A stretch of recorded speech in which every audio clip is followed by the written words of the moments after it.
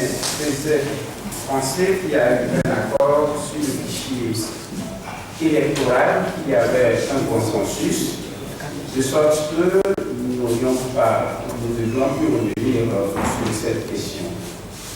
Et cette question nous permet d'insister sur l'attitude du CAC 2015 d'une attitude de responsabilité.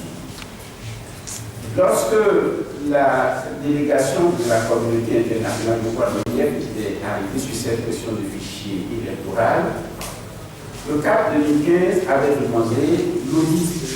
C'était l'expression que nous avions utilisée.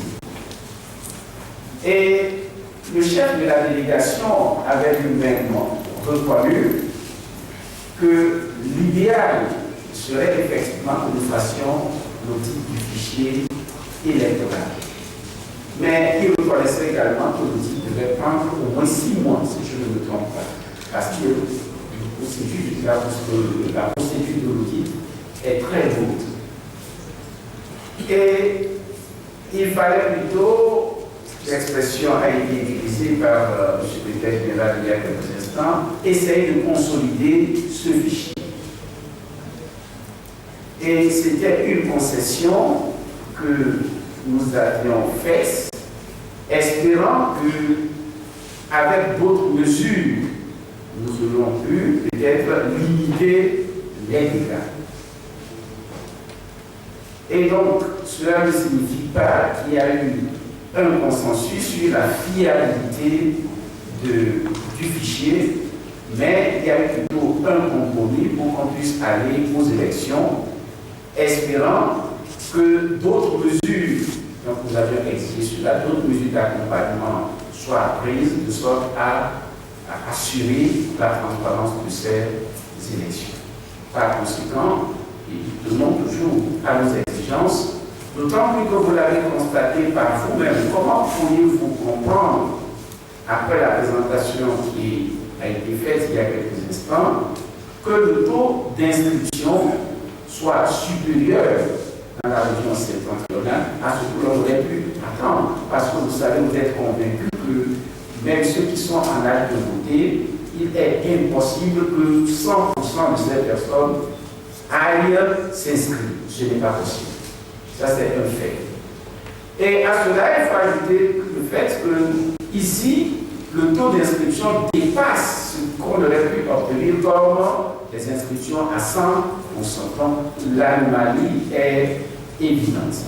L'audit aurait permis probablement de révéler ces éléments et la solution serait de procéder à un nouveau recensement qui soit conforme à la réalité.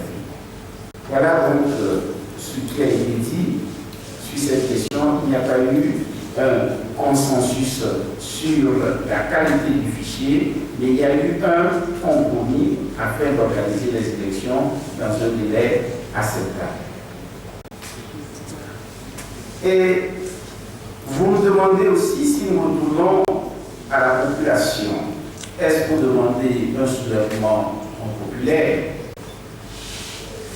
Sur cette question, nous voudrions vous dire clairement qu'il n'appartient pas et ne nous appartient pas de dire au peuple soulevez-vous.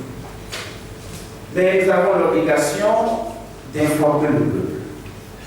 Nous avons l'obligation de dire, de présenter clairement au peuple quelle est aujourd'hui la situation dans notre pays. Et nous ne pourrions pas dire que nous luttons dans l'intérêt général sans qu'on nous tourne vers ce peuple qui est le seul détenteur du pouvoir. Et c'est une évidence aujourd'hui que c'est même sous tous les cieux.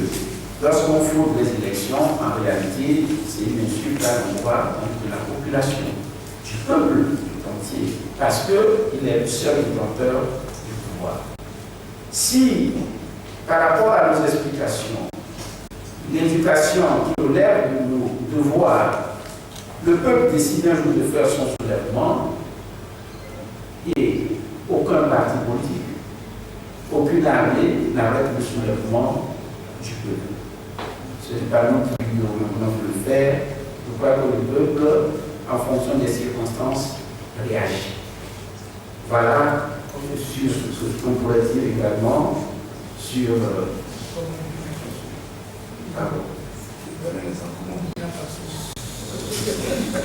Merci de donner l'exemple du Burkina Faso. Mais nous faisons notre travail d'éducation, de sensibilisation et de formation et également d'information. Et peut-être que je sors un peu du cadre. Vous devez savoir que la désinformation et l'absence d'information est un moyen de lutte pour le régime. C'est une certitude. Et c'est justement pour cette raison que nous devons intensifier nos actions. Regardez le comportement du régime par rapport aux médias à l'intérieur du pays. Et c'est un élément. Et nous devons comparer la plupart du temps les résultats des élections dans les villes, et particulièrement anglais, par rapport à ce que nous avons à l'intérieur du pays. C'est une évidence que le pouvoir compte sur la désinformation, l'intimidation, pour pouvoir opérer les fraudes auxquelles nous avons assisté. Et un peuple bien sensibilisé est plus difficile à servir.